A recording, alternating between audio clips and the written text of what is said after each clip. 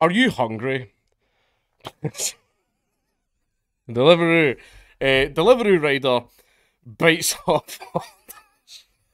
Why is this funny? Bites off Aldershot customer's thumb.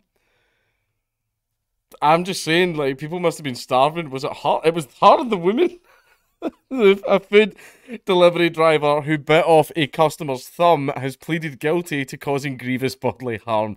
Jennifer Rocha, 35, she's 35, Jesus Christ, I'm older than her, attacked the customer in December 2022 near his home in Aldershot in Hampshire. She was not employed by Deliveroo, but had been working as a substitute rider using someone else's account. The judge at Winchester Crown Court described it as a serious offence which could result in a prison sentence. Deliveroo said it was an awful incident, adding that it had ended the rider's account. Rocha is due to be sentenced on the 3rd of May. You're not you when you're hungry. Stephen Jenkinson, 36, had ordered a pizza from the delivery app on 14th of December 2022. Merry Christmas. But Rocha arrived at the wrong location down the street from Mr. Jenkinson's house. When he went to get his food, he forgot his phone, and a brief argument ensued about the delivery code number he needed to provide. Mr. Jenkinson said he was then attacked. He raised his hand to Rocha's motorcycle helmet and she bit his thumb. All I remember, I was shaking her helmet, trying to get her off, he told the BBC. Some fucking zombie. She eventually let go, at which point Mr. Jenkinson lifted up his arm and sprayed her with blood. Mr. Jenkinson's thumb was severed just above the knuckle. The force with which she must have been biting, she'd clean taken it off, he said, adding it was as if he had gone through a chainsaw. Jesus Christ, the thumb's gone. Fucking hell. He said the case raised questions about Deliveroo's responsibility for scrutinising its delivery drivers. Some fucking... The food just must have smelt really good, man. You know, like... You know, like when a shark smells a drop of blood in water? Well, this fat bitch smelled pizza. It just became ravenous. It comes as new figures released to BBC News indicate that across the UK, 3 vehicles used for food delivery are seized every week by police because they are uninsured for business use. A lot of them are uninsured entirely because, well, you've ordered food. You've seen who usually delivers it. Deliveroo, like many food delivery apps, does not employ any drivers or riders directly because that way they get to avoid bringing up drafting up employment contracts, which means they're not really subject to employment law.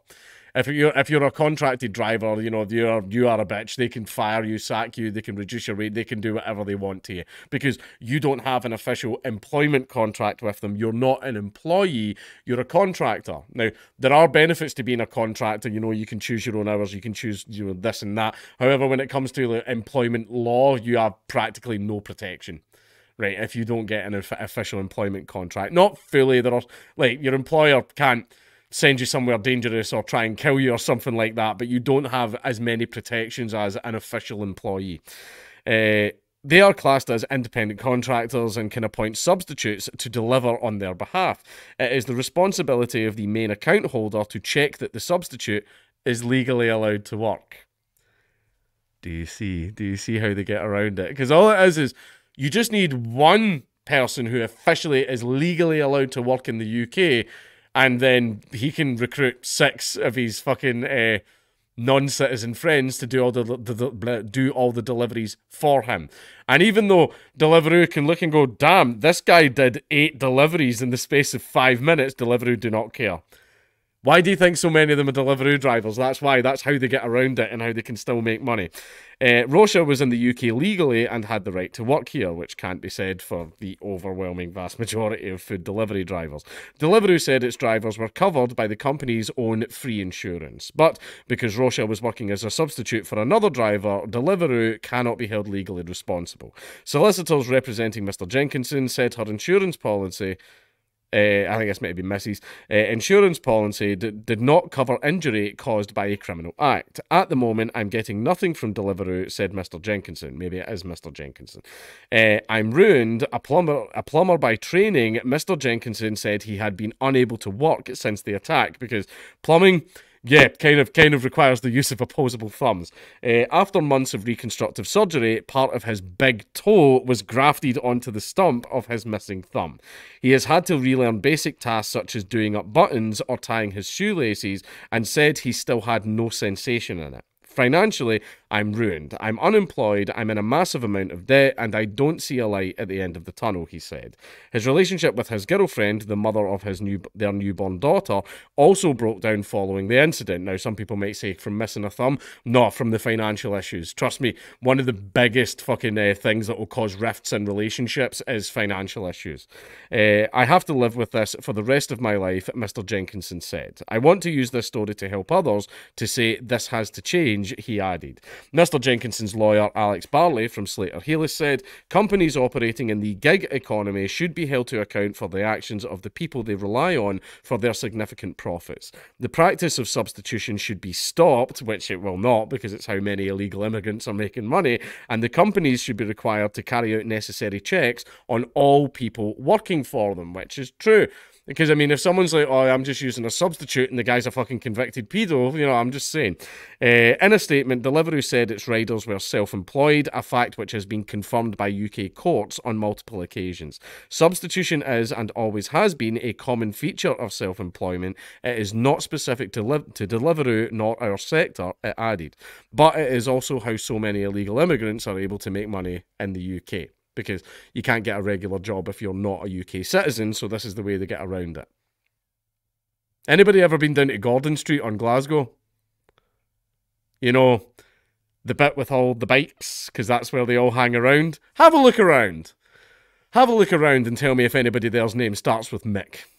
Right? I'm just saying that's how they get around it. But still, this zombie woman, she must have been hungry. I mean, she should have just had the pizza. Did he still get his pizza? I hope he still goes. It's been difficult for him to oh no. That's bad. I shouldn't be making jokes about that. This poor bastard, genuinely this poor bastard. He didn't even do anything. There was a little argument over the number, which I do understand because lots of people go up and go, yeah, I'm Dave, and then you just steal the food. Right, that does happen. They ask any delivery driver. There are people who do that. So I do understand why they ask for a number to confirm the order. That's fine. I do get that. It's a little bit annoying, especially when you've left your phone, you know, sitting in the other room and you have to run in and get it. And then your dogs run outside because dogs are running up to the delivery driver like, oh my God, new friend. It's annoying. It's annoying, right? But I do get why people do it. But for the argument to get to a point where a woman bit the top of a man's thumb off just sort of suggests that this person is a bit of a maniac. A bit of a maniac who definitely should not be working in any type of job that is customer facing, shall we say. You know, especially when it gets to the point where she is biting off pieces of the customer.